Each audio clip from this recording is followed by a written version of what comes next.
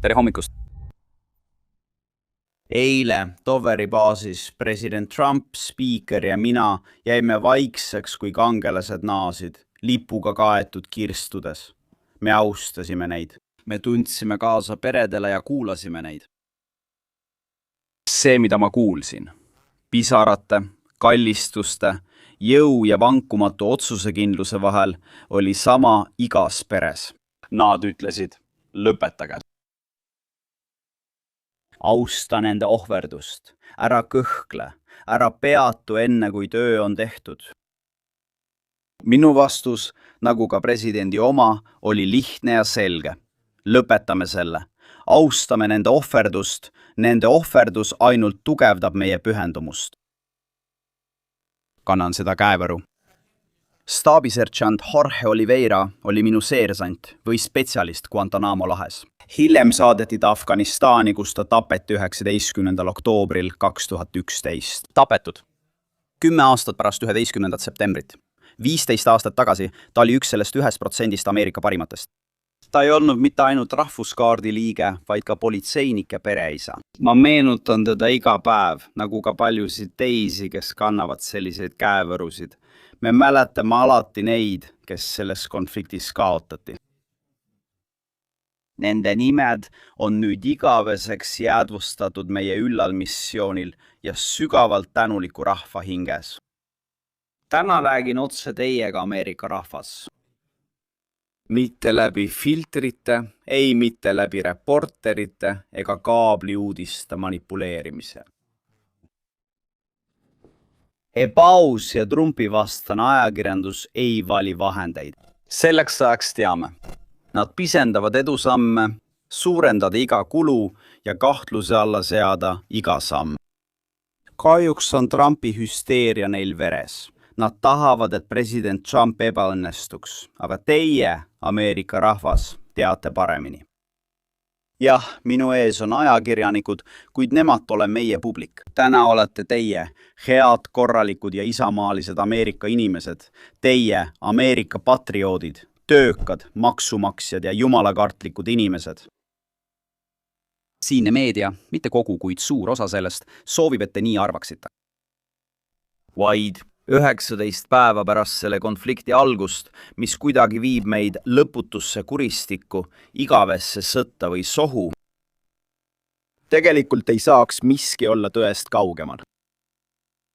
Kuula mind, üht sadadest tuhandetest, kes on võidelnud Iraagis ja Afganistanis, kes on näinud, kuidas varasemad poliitikud nagu Bush, Obama ja Biden on raisanud Ameerika usaldusväärsust. See ei ole see sõda.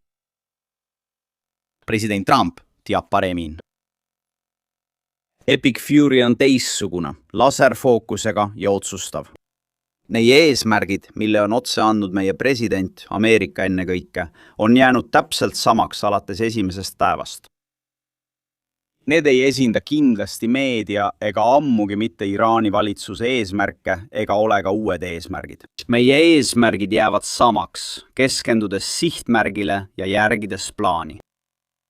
Hävitada Iraani raketid, raketiheitjad ja kaitsetööstuslik baas, et nad ei saaks seda taastada.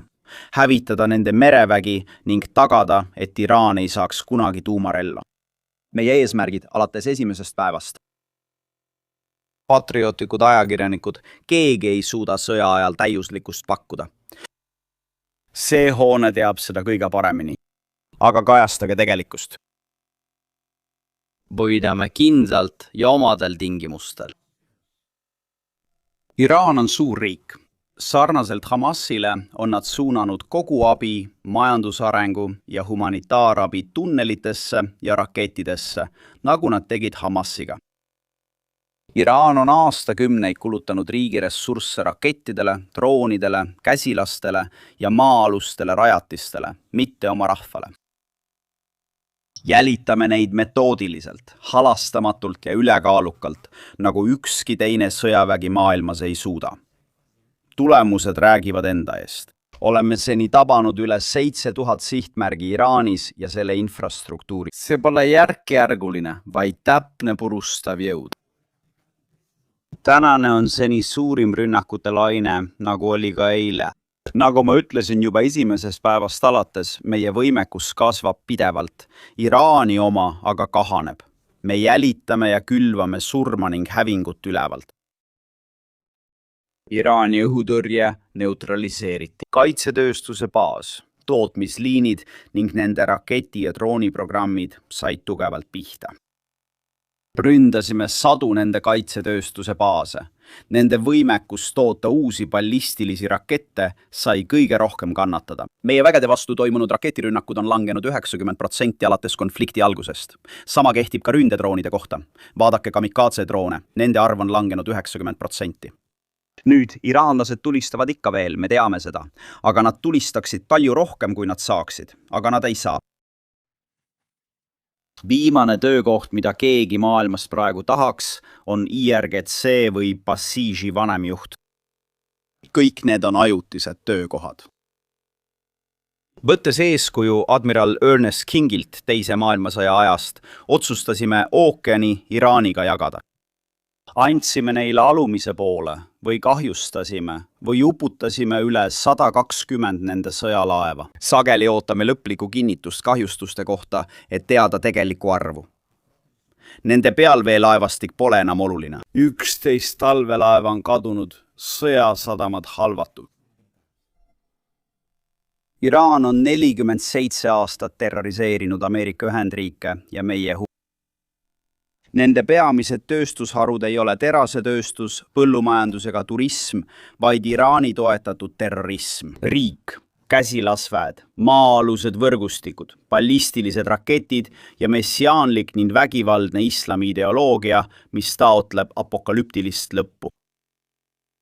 Režiim, mis ei loobu tuumaambitsioonidest, on otsene oht Ameerikale, vabadusele ja tsivilisatsioonile, mitte ainult piirkondlik probleem. Maailm, Lähis-Ida, meie tänamatud liitlased Euroopas, isegi osa meie enda meediast peaksid ütlema president Trumpile üht asja. Aitäh julguse eest takistada seda terroristlikku riiki maailma rakettidega pantvangis hoidmast, samal ajal kui ta ehitab või üritab ehitada tuumapommi. Aitäh, et teete vaba maailma tööd. Eilne tseremoonia tuletas meile selgelt meelde, miks me võitleme. Mitte selleks, et ehitada riike või edendada demokraatiat, vaid selleks, et purustada otseseid ohte Ameerikale, ameeriklastele ja meie huvidele. Me võitleme selleks, et võita ja me võidame oma tingimustel, järgides kindlalt oma eesmärke. Minu 13-aastane poeg tuli eile õhtul minu kabinetti, kui ma neid märkmeid redigeerisin. Ta uuris Sõja ja Toveri tuttavate perede kohta. Vaatasin talle otsa ja ütlesin, nad surid sinu eest, poeg, et sinu põlvkond ei peaks tegelema tuumariigi Iraaniga. See on täielik ja puhas tõde. Ja nad tõesti andsid oma elu selle eesmärgi nimel. Pered, kes ütlesid, lõpetage see, me viime selle lõpule. Ütlen seda igale ameeriklasele, kes tahab rahu läbi jõu. Et meie kõigeväeline Jumal jätkaks meie vägede õnnistamist selles võitluses. Palun Ameerika rahvast, palvetage nende eest iga päev põlvili. Koos oma perega, koolides ja kirikutes. Alati Jeesus Kristuse nimel, jäägu väed kindlaks ja Jumal olgu nendega. Sõna on teie, härra president ja minister. Härra president, daamid ja härrad, tere hommikust ja tänan, et tulite. Eile saatsin president Adolfet, et võtta vastu meie 6 kangelast, kes naasid riiki. See oli mulle au ja privileeg olla seal ning tänada nende perekondi. Nad tulid Florida osariigis asuvast MacDeali õhuväebaasi 6. õhutankimistiivast, tegutsedes aktiivse üksuse koosseisus Birminghamis, Alabamas. Major Alex Kleiner ja härra John Alex Kleiner, Major Arianna Savino, kes ülendati postuumselt kaptenist majoriks. Tehnikseersant Ashley Pruitt, 123 õhutankimistiiva poomioperaator. Ohio rahvuskaart, Rickenbackeri baas, Columbusses. Kapteen Seth Koval, kapteen Kurt Sankt ja nüüd ka vanemseersant Tyler Simmons, kes samuti edutati selle meeskonna poomioperaatoriks. iga inimene ja pereliige, kellega eile rääkisin, ütles, et nende lähedastele meeldis teenida, olla osa suurepärastest meeskondadest ja lennundus. Riigi tankimismeeskonnad on tunnustamata kangelased, kes riskivad eluga, et me saaksime võidelda vaenlasega tankimise ja ICOM-i abil. Vi sua coragem e tenacidade frequentemente. Mis te olete 11. septembril, kui te mind aitasite, kuni võõraste taevasteni, kus te kaldusite kursilt kõrvale, et mulle kütust anda, kui ma ei suutnud lahkuda? Maavägi tule all, nad vastasid kutsele ja tulid korduvalt ettepoole. Tunnen suurt uhkust ja tänulikkust kõige selle eest, mida tankimismeeskonnad teevad, meie piloodid, poomiooperaatorid ja hooldustöötajad. Meie 6 langenud sõduri pered teadku, et jagame nende valu. Rahvas ei unusta kunagi nende ohverdust ega nimesid. Meie väed leinavad täna koos teiega ja me mäletame nende pärandit. See on imeline kingitus ja suur eeskuju kõigile. Jätkan operatsioonide ülevaatega. Sikimova keskväejuhatus järgib plaani sõjaliste eesmärkide saavutamiseks ning jääb vankumatuks Iraani raketi, drooni, mereväe ja tööstusbaasi võimete hävitamisel. Iga päev ründame sügavamale Iraani territooriumile. Zeva keskväejuhatuse andmetel heitsid ameeriklased 5000 naelaseid läbistavaid pomme maa-alustesse, tiibrakettide ladudesse ja tugiseadmete peale. Need relvad on loodud läbistama betooni ja kivimeid ning toimima ka pärast tõkete läbimist. Jätkame miinide ladude ja mereväe laskemoona ladude jahtimist ja hävitamist. Jätkame mereväe varade hävitamist, sealhulgas 120 laeva ja 44 miinide paigaldajat.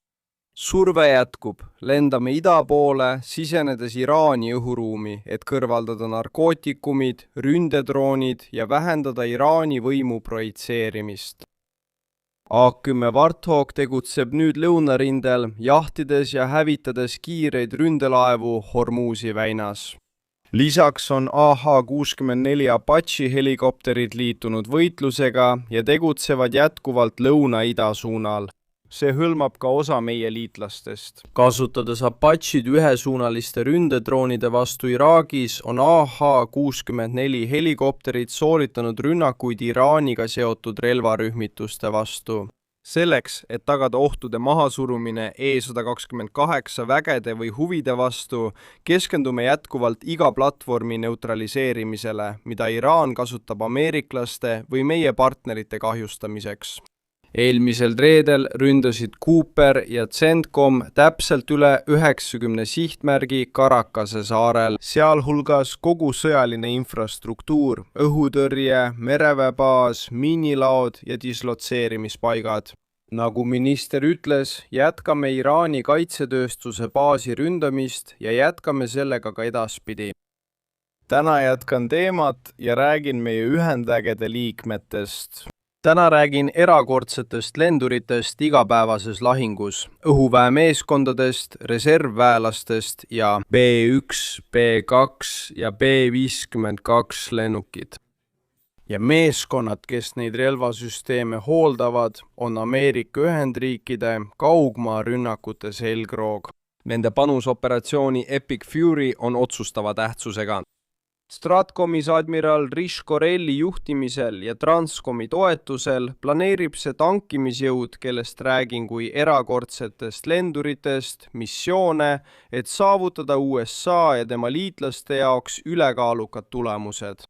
Möödunud nädalavahetusel külastasin meie B1 ja B52 pommitajate meeskondi ning vestlesin noorte lendurite ja mehaanikutega.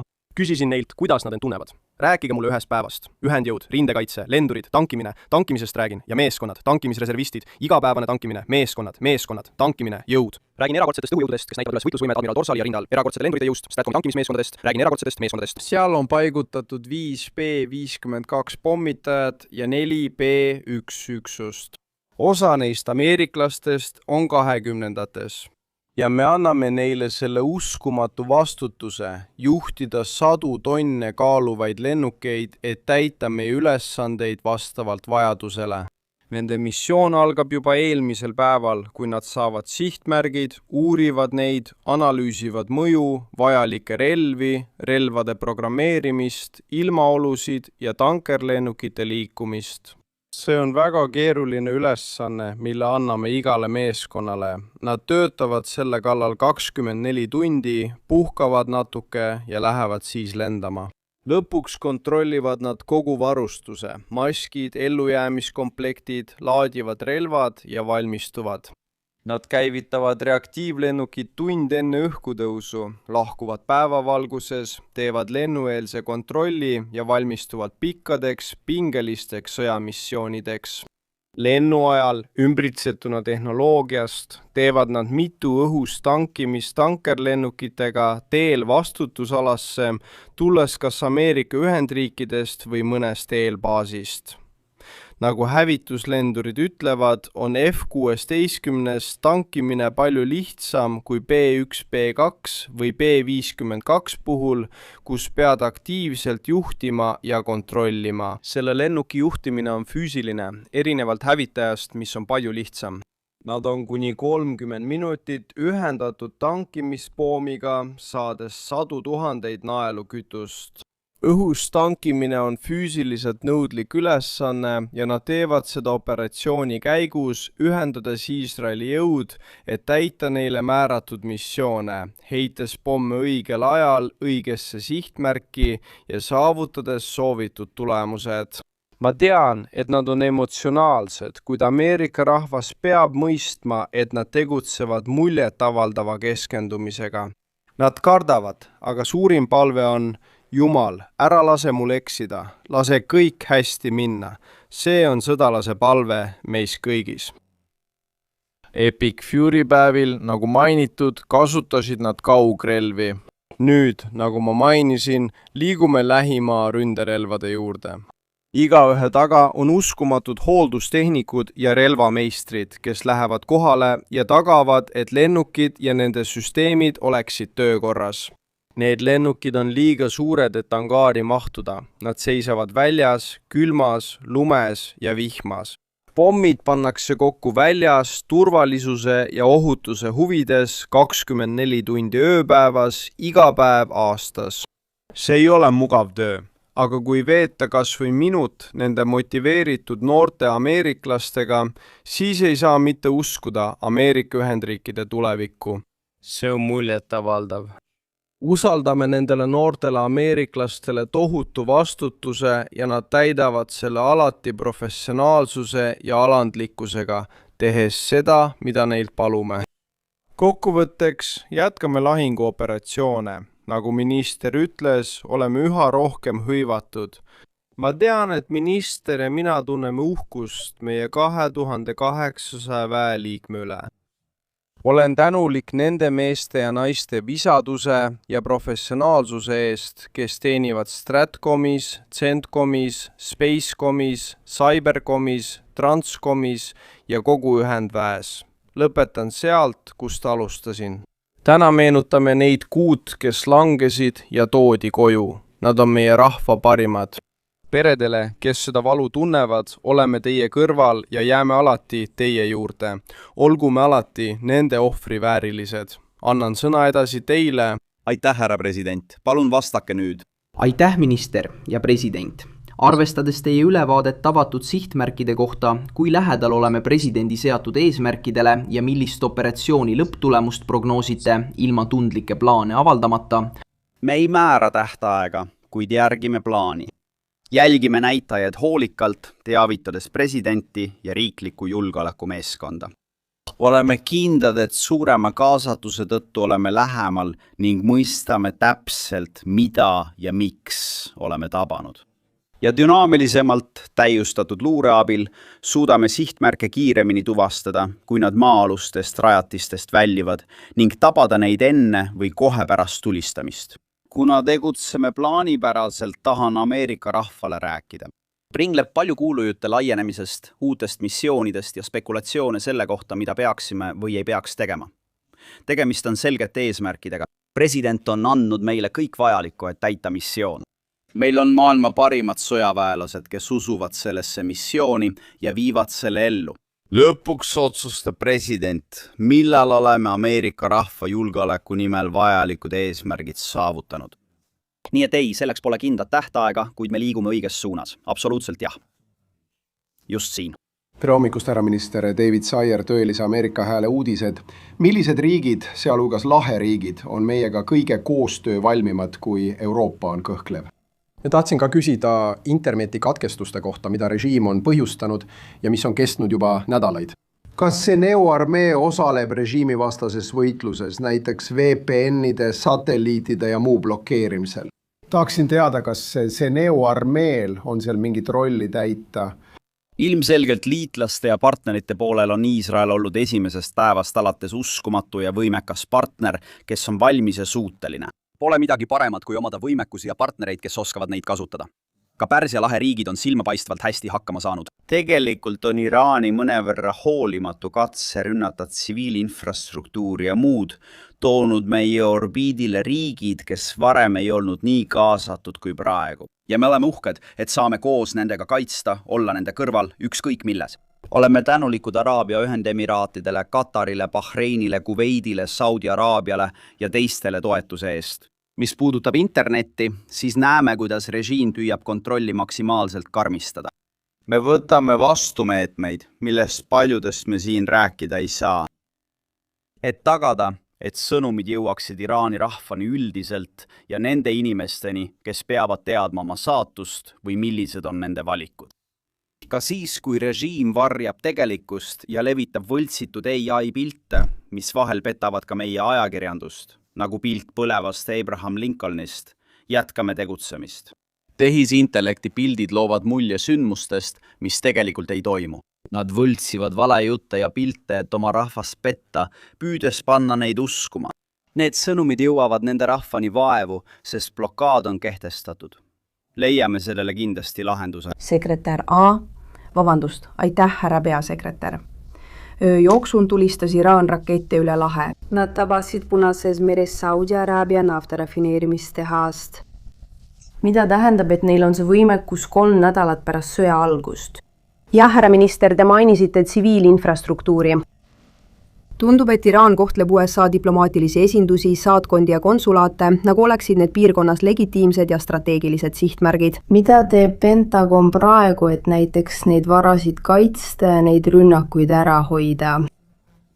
Tänan küsimuse eest raketirünnakute kohta. Oleme alati öelnud, et nad tulid sellesse võitlusse mitme relvaga.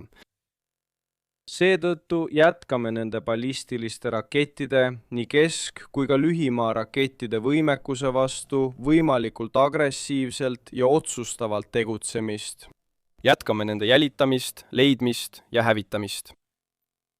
Jätkame seda. Neil on endiselt teatud võimekus ja meil on piirkonnas kihiline kaitse sihtmärkide kaitsmiseks. Teeme koostööd Pärsia lahe partneritega, et arendada vajalikke kaitsevõimekusi. Iraan on energiast rikas riik ja peaks õitsema. Nagu teised radikaalsed režiimid, kulutasid nad raha muule, mitte oma rahvale.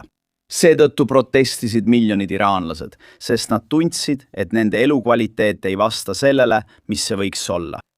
Ja mis oli Iraani riik? Iraani nimetatakse põhjusega terrorismi peamiseks riiklikuks toetajaks. Nad investeerisid teenitud raha tunnelitesse, rakettidesse, laskeseadeldistesse ja droonidesse. Me hävitame ja nõrgestame seda ajaloolises mastaabis. Neil on need ikka olemas ja nad püüavad inimesi ähvardada. Me võitleme iga päev, et survet hoida. Sa mainisid saatkondi ja konsulaate. Erinevalt varasemast suurendame jõupingutusi, et tagada meie töötajate turvalisus nendes hoonetes, olenemata sellest, kas nad on Kaitseministeeriumist, Välisministeeriumist või mujalt. Hea rünnak on parim kaitse. Seega ei pelga me kedagi kõrvaldada. Paljud üritavad rünnata meie diplomaatilisi asutusi. Iraan, tead. Pole üllatav, et nad ründavad valimatult ja see juhtub endiselt. Järi. Valge Maja põhjendas sõda Iraani vastu, väites, et Iraani režiim on 47 aastat terrorismi harrastanud. IRGC tarnis relvi ja sõjalist varustust, et aidata ameeriklasi Iraagis tappa, hindas Pentagon seda aastal 2019. Iraan põhjustas Iraagis vähemalt 603 sõjaväelase surma, kuid avalikku aruandlust Iraani rolli kohta Talibani abistamisel Afganistanis pole olnud. See ei olnud Valge Maja ametlik seisukoht. Kas saate kommenteerida Iraani rolli Talibani abistamisel Afganistani sõjas? Jah, härra president, nagu teie minister väljendasite, on operatsiooni Epic Fury käigus hukkunud 13 Akre ja Atenuali relvajõudude liiget. Sooviksin teada, milliseid õppetunde on nende surmade põhjal saadud, nii Iraani rünnakute kui ka lennuki tankimisõnnetuse puhul. Kuidas neid õppetunde rakendatakse praeguses konfliktis ja kuidas neid õppetunde rakendatakse võimalikus konfliktis Topakomis? Aitäh! Aitäh küsimuse eest. Linnas on mälu sageli lühike, kuid mitte president Trumpil. Ta mäletab, millele Iraani režiim rajati ja nende algset avaldust. Surm Ameerikale, surm Iisraelile. Nad on seda kuulutanud. Nad kavatsevad igal võimalikul viisil seda ellu viia, tappes ameeriklasi kõikjal, kus nad saavad, sealhulgas saatkondades. Seda on tehtud juba pikka aega, märkimisväärse aja jooksul. Iraagis oli surmavaim relv EFP, plahvatuslikult vormitud läbitungija. Olin seal, kui see tehnika ilmnes. Selgus, et neid 155 mm suurtükimürske ei pannud kokku vaid džihadistid. See oli terve riik kogu oma aparaadiga, kes suutis vormida terast spetsiaalselt nii, et see läbistaks ameeriklaste soomust ja tapaks ameeriklasi. See polnud midagi stiilis, võib-olla saadame pommiehituse ideid. Iraan andis Iraagile tehnoloogiat, ressursse ja personali, et tappa ameeriklasi. Ametlik number on 600, kuid paljud usuvad, et see on suurem, arvestades nende võimekust. Nad on meiega sõjas, kas me tunnistame seda või mitte, juba 47 aastat. Sama kehtib ka Afganistani kohta. Nimeta islamistlik vaenlane, olgu ta sunniit või šiit, ja Iraan on olnud valmis neid vastu võtma, kui see rühm on valmis ameeriklasi tapma. Seega on nende vaenlase vaenlane olnud samuti nende sõber islamistlikus maailmas. Iraan sihib ameeriklasi nii Iraagis, Afganistanis kui mujal maailmas. President Trump ei aktsepteeriks kunagi, et see režiim läheneb tuumavõimekusele, eriti kuna nad on öelnud, et kasutaksid seda. Me peame uskuma, kui vaenlased ütlevad, mida nad teeksid maailma ohtlikuima relvaga. Iraan on olnud Ameerika jaoks tõeline oht kõikjal, kus ta on tegutsenud. Mõnikord tuleb seda inimestele meelde tuletada. Tänu Jumalale on meil ülemjuhataja, kes riigi nimel mõistab olukorda ja ütleb, teeme midagi. Jerry, ma tahan väga rääkida õpitud õppetundidest, sest see on oluline, aga ma ei jaga konkreetseid üksikasju. Taktikalised õppetunnid ja juhtum KC-135-ga on uurimise all. Aga ma tõesti tahan rääkida sellest, kuidas ma sellele mõtlen ja kuidas meie sellele mõtleme. Ja see on miski, mille suhtes ma olen üsna kirglik. Ühendvägi peab olema organisatsioon, mis õpib kiiresti, pidevalt ja paindlikult igal tasandil, olgu see strateegiline, operatiivne või taktikaline. Seega andsime Ühendväele ülesandeks end ise hinnata ja küsida, mis oli meie plaan. Esiteks, kas meil oli üldse plaan, jah või ei? Vastus on alati jah, sest me planeerime sõna otseses mõttes kõigeks. Kas me viisime oma plaani ellu, jah või ei? Kui jah, kas see töötas? Kui ei, siis miks? Kui me ei järginud oma plaani, aga tegime midagi paremat, siis mis on sellest saadud õppetund? Kuidas me kiiresti õppetunnid talletame pärast iga kaotust või kokkupõrget? Võtame need omaks ja jagame teistega. Kogu ühendvägede koosseisus ja ühendstaabis andsime oma juhatuse ülesandeks J7 kindralleitnant Lisevski juhtimisel, kes on Ameerika Ühendriikide merejalaväelane, olla väga ettevõtlik nende õppetundide kogumisel ja talletamisel. Tegutse ennetavalt. Tegelikult on meil J7 meeskonna liikmeid, kes on nüüd laiali kogu CENTCOMis, nii riigisiseselt kui ka välismaal. Me tagame, et igal võimalusel saaksime kiiresti õppida ja rakendada neid õppetunde ühendvägedes, nii et kui tekib kaotus või midagi, millest õppida, siis me õpime. me ei kohandu seda mitte ainult CENTCOM-i piirkonnas, vaid kõigis väejuhatustes, mitte ainult PACOM-is, see kehtib kõigi lahingufunktsioonide kohta. Palusin neil objektiivselt analüüsida ja ego kõrvale jätta, sest oluline on õige, mitte see, kellel on õigus. Olles objektiivsed, õpitud õppetundide analüüsimisel, sest me võlgneme selle väele. Aitäh küsimuse eest. Absoluutselt, Brown Jack taga. Aitäh, härra Jonathan Dreher maaelupoliitikast. Selle sõja lõpuks jääb Iraan ilma oma rakettide ja droonideta, ilma mereväeta ega võimekuseta toota tuumarelvi. Kuna piirkonna peamine oht ja terrorismi toetaja on kõrvaldatud, plaanitakse ressursid ja väed Lähis-Idast välja viia. Kuidas erineks ideaalses maailmas Lähis-Ida sõjaline kohalolek aasta pärast sõja lõppu võrreldes ajaga enne sõda? Tänan küsimuse eest. Kui seisad tõelise ohuga silmitsi, loob see uusi võimalusi, eks? Ma arvan, et president Trump keeldub lihtsalt status quo'ga leppimisest, mida siin linnas tihti tehakse. Keegi ei saa midagi teha, neil on liiga palju võimekust. Kui see või muu asi juhtub, ütleb ta. See, mis on Ameerika rahva huvides, nõuab julgust ja võimekust. Selleks peame seal väed koondama. Me ei ütle, kui palju, kauaks ega mida oleme valmis tegema või mitte. Kui tegutseda otsustavalt, laienevad võimalused. President Trump tegi sama, võimaldades Abrahami leppeid. Täna lähenevad paljud neist riikidest meile, tunnistades Iraani ohtu. Ma arvan, et meie tulevane hoiak põhineb esmajoones riigi julgeolekul, jõu siiramisel ning meie rahva ja huvide kaitsmisel. Kuid töötades koos partneritega hindab president edasist parimat teed. Aitäh küsimuse eest. Jah, siin. See on poliitika ja sõjaline. Suur tänu kõige eest. Härra minister, mul on 2 küsimust. Asepresident rõhutab sageli, et sõja eesmärk on vabastada Iraan tuumarelvadest, vältides suuremat konflikti. Tean, et olete seda maininud, kui palun täpsustage, kuidas riiki tuumarelvadest vabastada ja vältida lõputut sõda. Eile õhtul tuli uudis, et Pentagon küsis Valgelt Majalt $200 miljardit kisaraha sõjaks Iraani vastu. Kas saate seda kinnitada ja selgitada, miks nii suurt rahasummat vaja on? Esiteks, Midnight Hammer oma julge missiooni ja selgete eesmärkidega kõrvaldas rikastamisvõime ja funktsioonid nendes rajatistes. See sundis Iraani tunnistama. Olgu, te mõjutate meie tuumaplaane. Nagu näete, proovime ikka veel ja teeme kokkuleppe. President Trump tõi mängu Steve'i ja Jaredi, kes töötasid hoolsalt. Ka mina püüdsin kokkulepet saavutada. Arvan, et Iraan ütles kogu aeg. Räägime. Samal ajal, kui ehitame rohkem rakette, toodab droone ja loob tavarelvastuse vihmavarju. Kui soovime, võiksime proovida programmi taastada, naiivselt arvates, et president Trump ei tee midagi. Nagu minister Rubio ja mina ütlesime, oli see tavarelvastuse vihmavari, mis aina kasvas. Tuumavõimekuse kaitseks tuli tegeleda nii Midnight Hammeriga kui ka sellega. $200 miljardi osas arvan, et see number võib muutuda. Halbade kõrvaldamiseks on vaja raha.